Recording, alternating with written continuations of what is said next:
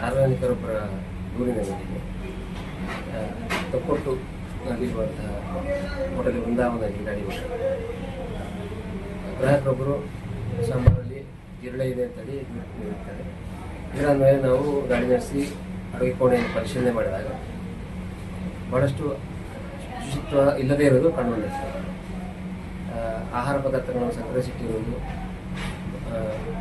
ಸರಿಯಾದ ಕ್ರಮದಲ್ಲಿ ಇಲ್ಲದೇ ಇರುವುದರಿಂದ ಜಿರಳೆಗಳ ಸಂಖ್ಯೆ ಅತಿ ಹೆಚ್ಚು ಕಂಡುಬಂದಿದೆ.